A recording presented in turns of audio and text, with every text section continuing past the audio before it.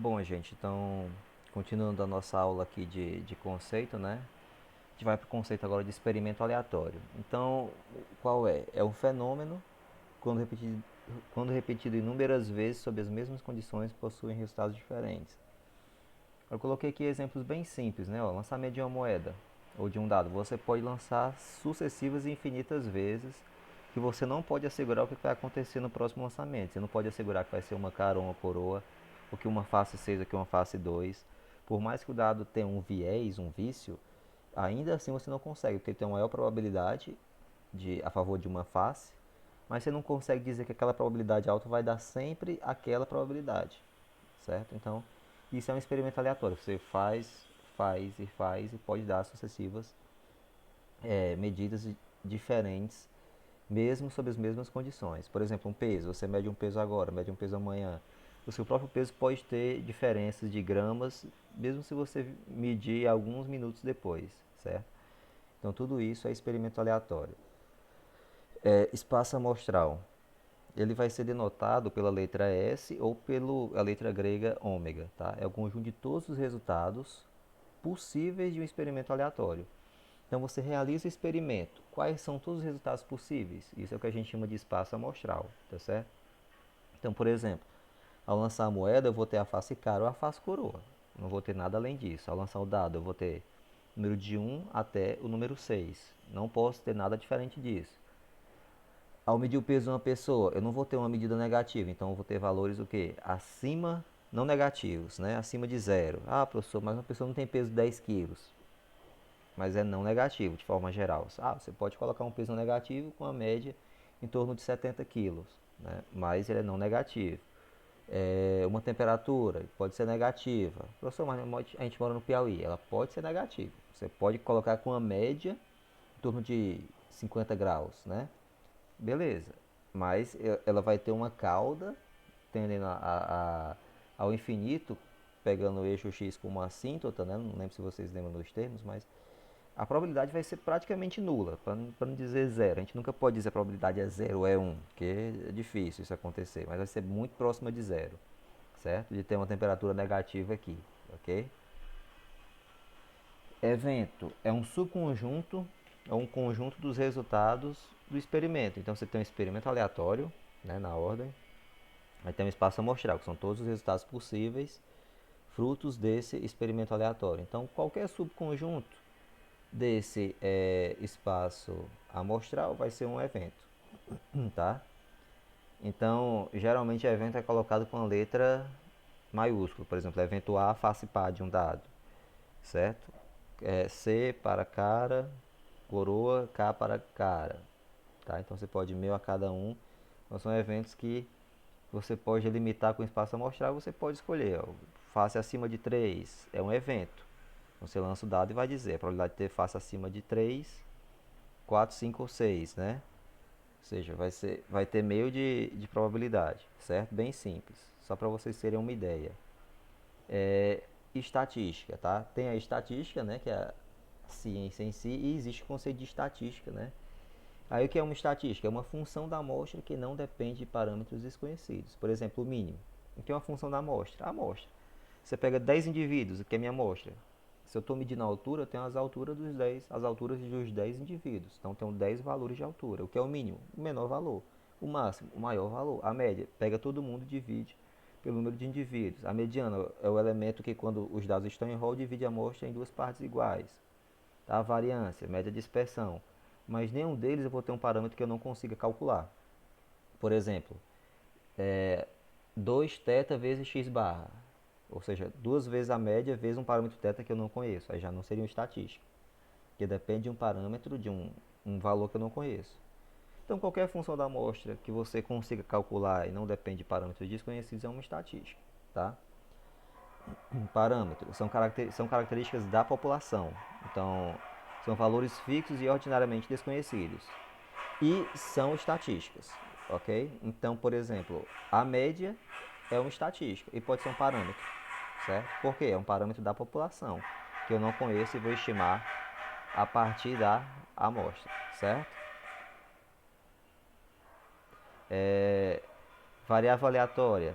que é uma variável aleatória. Em qualquer estudo envolvendo indivíduos, objetos, fenômenos da natureza, etc., estamos interessados em algumas características, podem ser qualitativas ou quantitativas. Então, por que o número é variável aleatória? Porque varia e você não controla.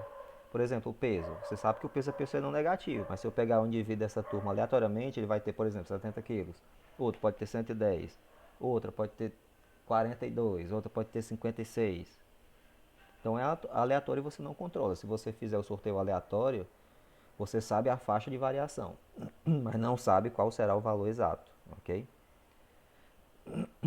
E essa variável aleatória também, de forma mais técnica, ela vai ser definida dessa forma.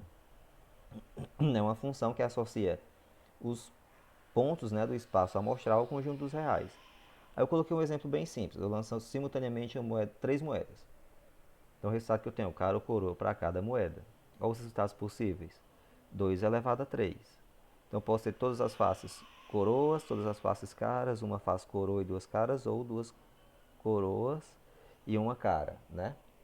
Eu não tenho nada além disso, então isso tudo é meu espaço amostral, tá? Então, isso é meu espaço amostral, então eu vou associar um número no conjunto dos reais.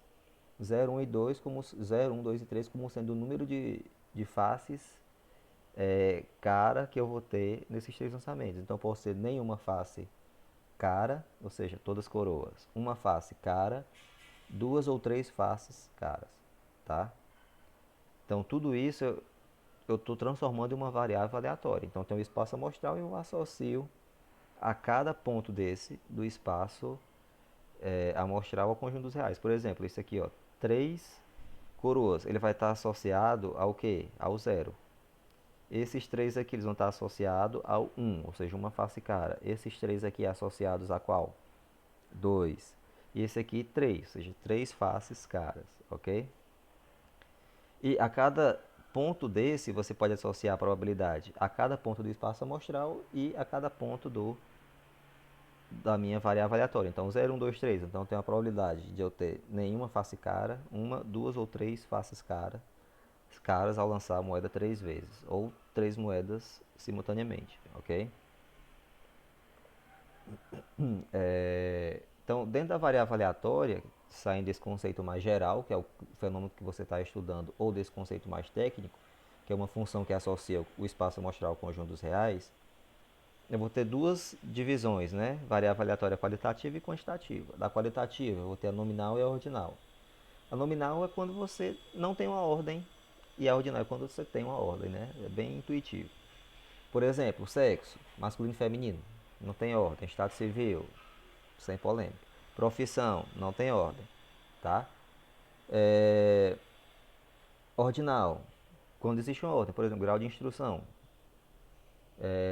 grau superior completo, pós-graduado, por exemplo, doutor, mestre, graduado, ensino médio, ensino fundamental. Tudo isso existe uma hierarquia, patente militar, estágio de uma doença. Então você sabe que existe uma hierarquia e uma ordem nessa classificação, ok? Dentro das quantitativas são as que você tem discreta e contínua. Discreta, você pode contar. Por exemplo, o número de filhos. Você tem quantos filhos? Dois. É, é, número de sapatos que você tem em casa, número de vezes que você já passou por cirurgia, número de vezes que você já foi ao hospital, número de vezes que você realizou o exame por ano. Contagem, certo? Contínua, quando geralmente vem assumir valores infinitos. Por exemplo, a altura. Se eu pegar a característica altura, eu vou ter uma infinidade de valores. Uma pessoa pode ter 63,42, uma pessoa que tem 70,20 quilos. Então são valores infinitos. Você não, nenhuma das duas você controla, logicamente. É aleatório, você vai depender da resposta da pessoa. Aí você consegue já prever, predizer a faixa de variação que ela vai estar. Tá? Então aqui, por exemplo, peso, altura, temperatura, área, volume. Geralmente você usa um objeto de medição, ok? Para obter essas medidas, beleza?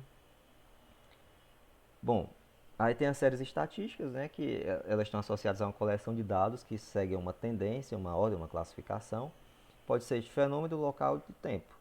Então é bem intuitivo, né? O fenômeno é uma série específica, né? Você está associando, por exemplo, ao sexo, alguma categoria específica, local, geografia.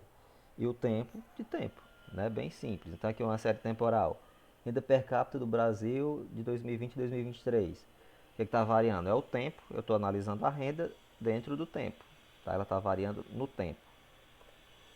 Série geográfica, a mesma coisa, só que a variação vai ser por local. Então aqui eu estou pegando e analisando a renda, né, dessa indústria XYL aí, 2014, nesses três estados, Minas, Paraná e São Paulo. Específica, eu vou ter aí, ó, tipos de doença, aí eu vou ter aqui número de mortes, uma taxa, né, número de mortes, de hemorragias, 21,2, doença cardíaca, 10,2, aborto, 4,7, certo? Então aqui, em resumo, quando não é geográfica nem de tempo, é específica, né? E tem as séries místicas, você pode mesclar aí específico de fenômeno, né? Por ano, por geografia, então você mistura. A gente pode ter duas ou mais misturas, eu posso ter uma com os três. Posso ter aí o ano, o número de mortes, né? Por sexo. E isso ainda posso estratificar, por exemplo, vejo no Piauí, vejo no Ceará, vejo em Rio Grande do Norte. Posso ter as três juntas, tá?